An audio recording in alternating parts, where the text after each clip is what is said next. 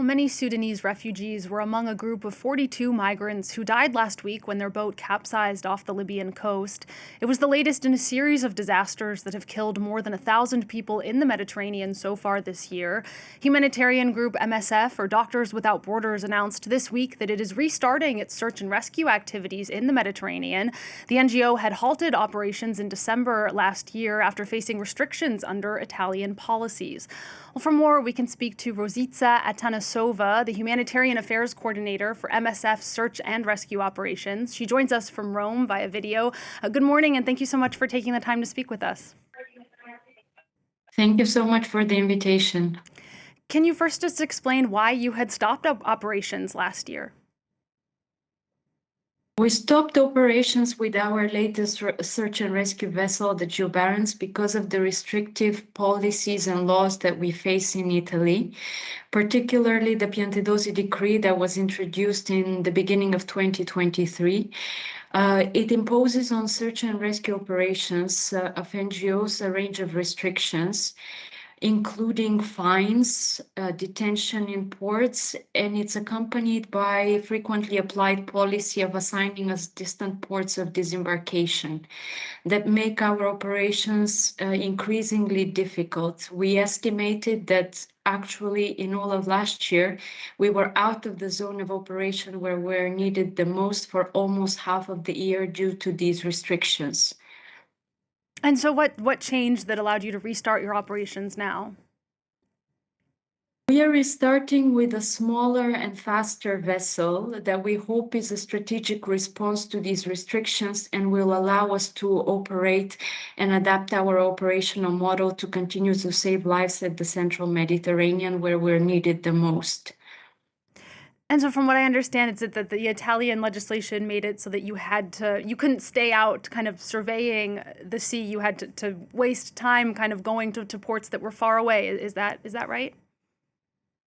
Exactly. So even with a smaller vessel, we are still subject to these restrictions. But what happened is that we were routinely asked to travel to distant ports with few survivors. For example, 50 when we had capacity to rescue and carry on board hundreds.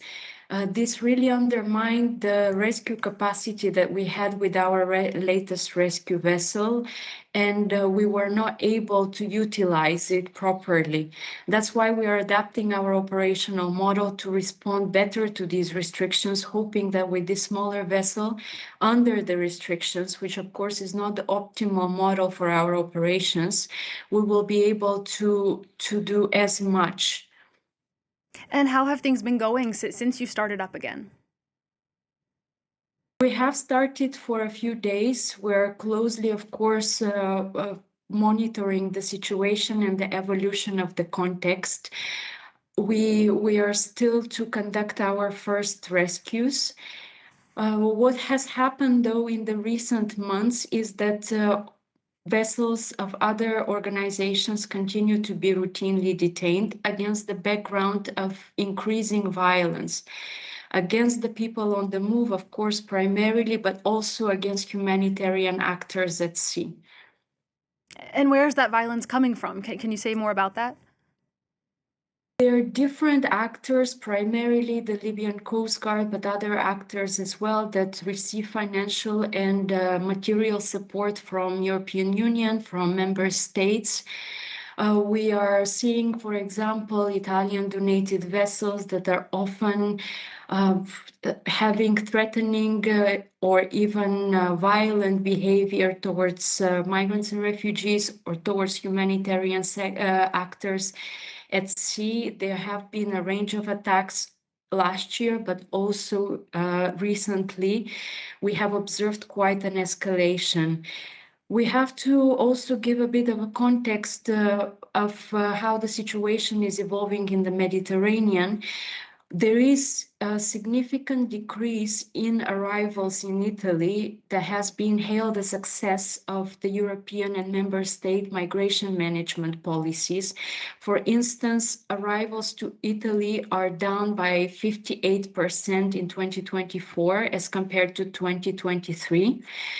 But we see that this comes at the cost of increase in interceptions and the forced returns to Libya, which are up by 21% last year. And this year, in 2025, we still see quite a similar rate of interception. Many people have gone missing and died in the central Mediterranean, more than 1,000 this year, which makes the Mediterranean, and particularly the central Mediterranean, one of the deadliest migration routes globally. Yeah, so arrivals have decreased, but that doesn't mean that departures have decreased. Can you just explain kind of what the difference is for migrants who are being picked up in the Mediterranean when they're picked up by an organization like yours versus when they get picked up by the Libyan Coast Guard?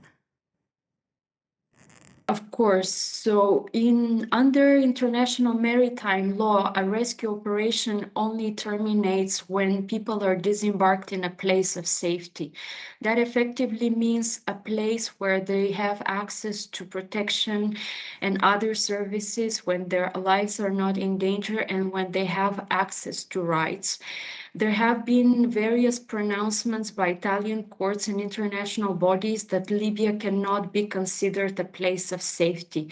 Effectively, if people are intercepted and forcibly returned to Libya, this violates the principle under refugee law of non-refoulement. So someone who is seeking safety is not allowed to arrive to the place where they're seeking safety, but return to danger. This is effectively the difference, that when we do rescue operations, people are disembarked in a place of safety. This is why we are asking the Italian government to assign us a place for safety, because Libya cannot be considered a place for safety, nor Tunisia for that matter, according to us.